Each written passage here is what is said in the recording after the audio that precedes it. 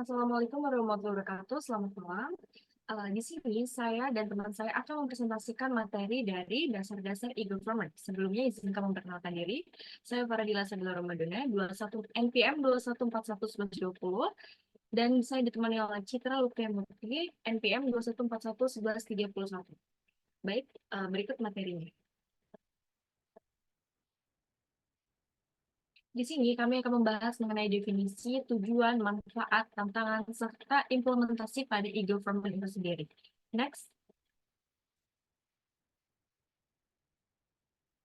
Definisi dari pemerintahan elektronik atau e-government adalah penggunaan teknologi informasi oleh pemerintahan untuk memberikan informasi dan pelayanan bagi warganya, urusan bisnis, serta hal-hal lain yang berkenaan dengan pemerintahannya.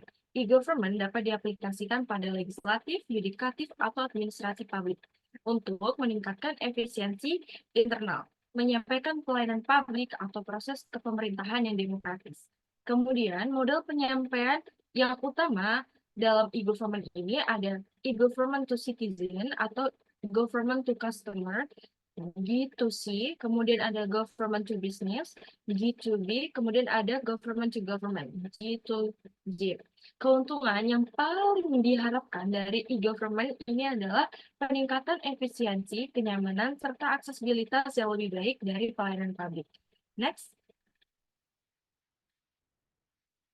Kemudian di sini ada 5 tujuan dari e-government sendiri. Yang pertama, meningkatkan aksesibilitas layanan. Seperti memudahkan warga untuk mengakses informasi dan layanan publik kapan saja dan di mana saja. Kemudian meningkatkan efisiensi. Di sini seperti mengurangi birokrasi dan mempercepat proses administratif melalui otomatisasi dan digitalisasi. Kemudian ada meningkatkan transparansi. Di sini seperti memperkuat keterbukaan dan akuntabilitas pemerintah dengan menyediakan informasi yang mudah diakses oleh publik. Kemudian yang keempat ada meningkatkan partisipasi warga. Nah, seperti mendorong partisipasi aktif warga dalam proses pembuatan keputusan dan pelayanan publik. Dan yang terakhir ya ini ada meningkatkan inovasi, memanfaatkan teknologi untuk mengembangkan solusi-solusi baru dalam penyelenggaraan pelayanan publik. Untuk materi selanjutnya akan dipresentasikan oleh Citra.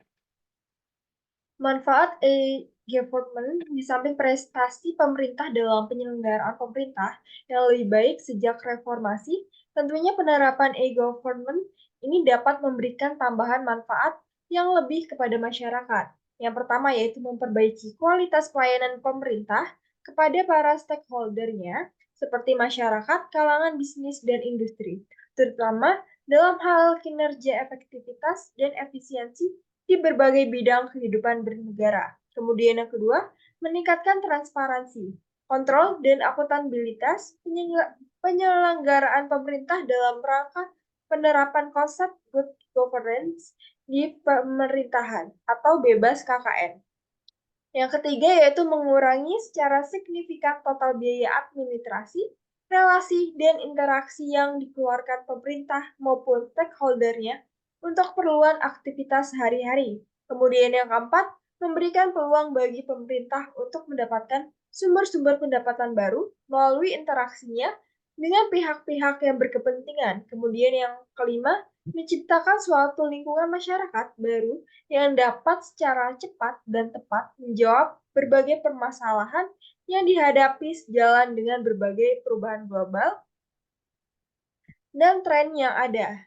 Dan yang keenam, memberdayakan masyarakat dan pihak-pihak lain sebagai mitra pemerintah dalam proses pengambilan berbagai kebijakan publik secara merata dan demokratis. Kemudian selanjutnya yaitu ada tantangan e-government.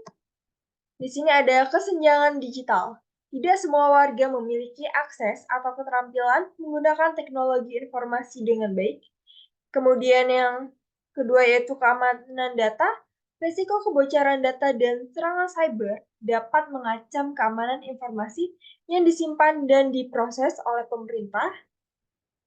Kemudian yang ketiga yaitu resistensi terhadap perubahan. Tidak semua pihak dalam pemerintahan siap untuk mengadopsi perubahan teknologi dan proses kerja baru. Kemudian yang keempat Ada perubahan budaya organisasi, memerlukan perubahan dalam budaya organisasi dan kebiasaan kerja pegawai pemerintah untuk mengadopsi teknologi baru. Kemudian yang terakhir yaitu keterbatasan anggaran. Implementasi e-government membutuhkan investasi yang signifikan dalam infrastruktur dan sumber daya manusia. Kemudian selanjutnya itu ada implementasi e-government yang berhasil. Yang pertama itu ada Gov Online di Australia. Salah satu contoh implementasi e-government yang berhasil adalah di Australia. Pemerintahan Australia memiliki sistem e-government yang disebut Gov Online. Sistem ini memungkinkan pemerintahan untuk mengelola berbagai aspek dari perangkat daerah hingga pusat. Gov Online memungkinkan pemerintah untuk mengirimkan berbagai dokumen elektronik ke warga, mengirimkan pemberitahuan, dan mengelola pembayaran online. Sistem ini telah membantu pemerintah Australia untuk meningkatkan efisiensi dan efektivitas dalam berbagai aspek perangkat daerah termasuk pemerintahan, pengaduan, dan pemerintahan pendidikan. Selanjutnya yang kedua yaitu ada e-government di Singapura. Pemerintahan Singapura telah mengembangkan sistem e-government yang disebut e-service. Sistem ini memungkinkan warga Singapura untuk mengirimkan dokumen elektronik, mengelola pembayaran online, dan mengirimkan pemberitahuan elektronik. Sistem ini telah membantu pemerintah Singapura untuk meningkatkan efisiensi dan efektivitas dalam berbagai aspek perangkat daerah termasuk pemerintahan, pengaduan, dan pemerintahan pendidikan. Kemudian yang ketiga yaitu ada e-government di Korea Selatan. Pemerintah Korea Selatan telah mengembangkan sistem e-government yang disebut e-government. Sistem ini memungkinkan pemerintahan Korea Selatan untuk mengolah berbagai aspek dari perangkat daerah hingga pusat. E-government memungkinkan pemerintah untuk mengirimkan berbagai dokumen, untuk ke warga, mengirimkan pemberitahuan, dan mengelola pembayaran online. Sistem ini telah membantu pemerintah Korea Selatan untuk meningkatkan efisiensi dan efektivitas dalam berbagai aspek perangkat daerah, termasuk pemerintahan, pengaduan, dan pemerintahan pendidikan.